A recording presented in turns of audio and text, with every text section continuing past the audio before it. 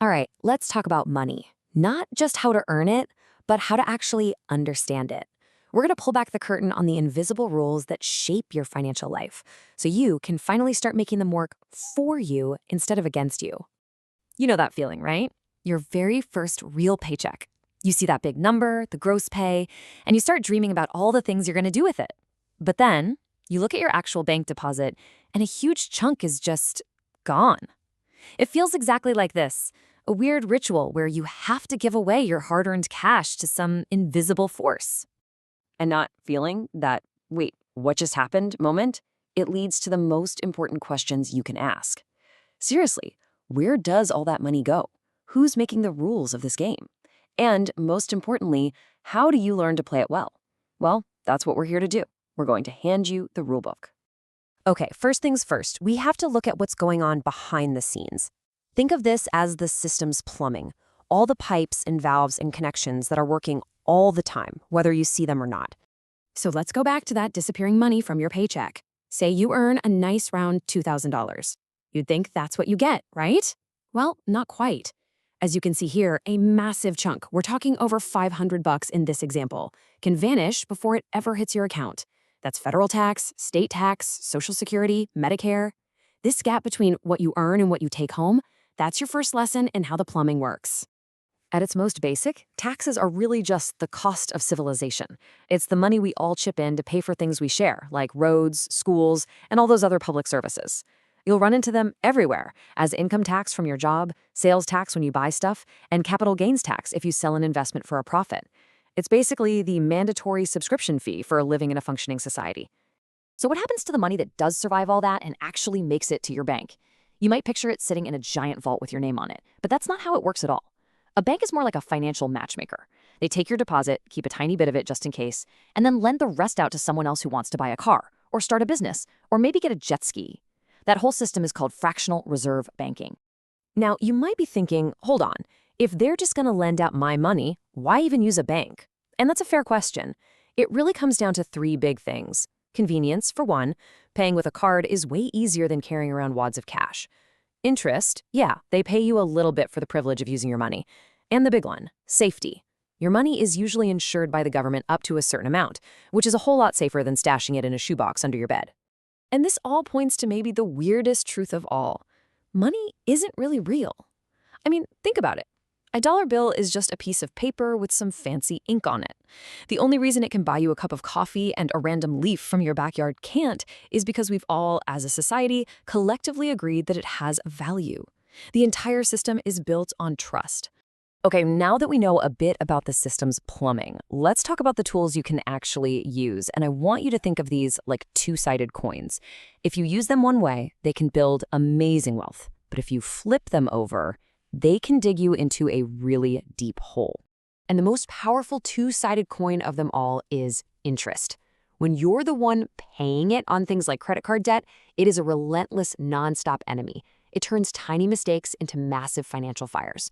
But when you're the one earning it on your savings or investments, it becomes your absolute best employee, working for you 24/7, no holidays, no sick days. Let's look at the dark side in action. Imagine you buy a $12 burrito on a high-interest credit card. No big deal, right? But if you don't pay that balance off, a nasty little thing called compounding interest kicks in. That's where your interest starts earning its own interest, and suddenly that little burrito has snowballed into a $50 regret. But here's the magic on the other side of that coin. When you invest, that exact same compounding force becomes your superpower. It's like a cheat code for building wealth. Your $100 earns a little, then that new amount earns a little more, and on it goes. That little snowball just keeps rolling and getting bigger over time. This is how real wealth is built. Next up, your credit score. We hear this term all the time, but what is it? It's basically your financial reputation boiled down to a single number between 300 and 850. It's not about how rich you are, it's about how trustworthy you are.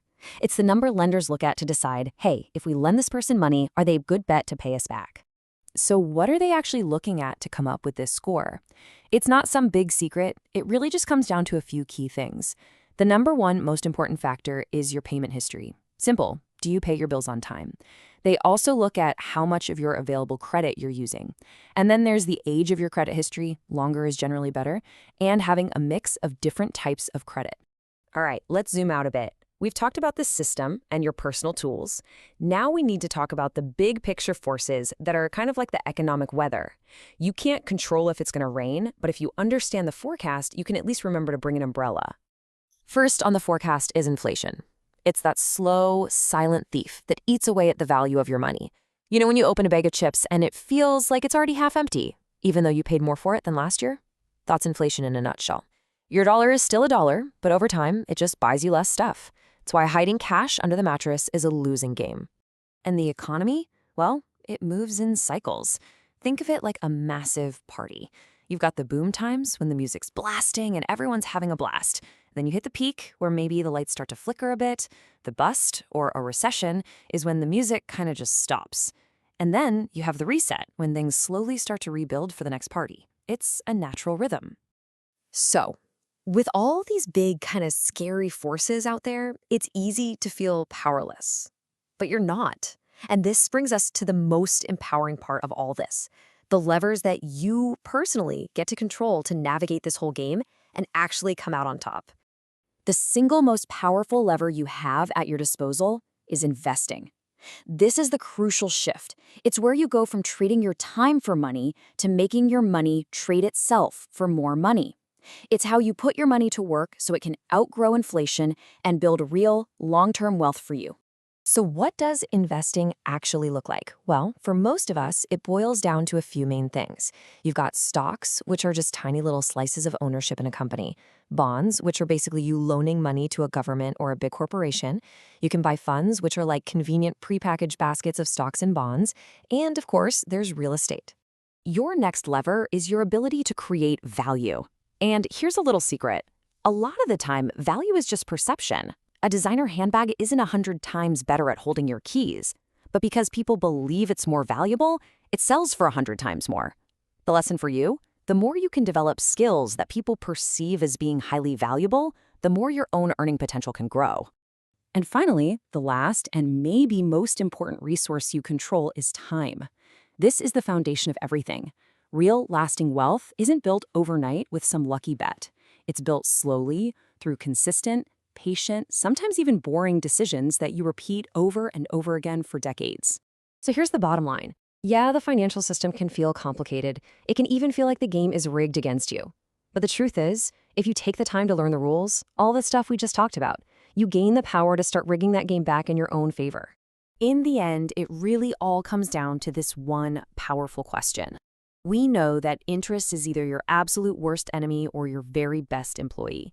So you have to look at your own life and ask, am I the one paying it or am I the one collecting it? Because whichever side of that equation you're on, that will change absolutely everything.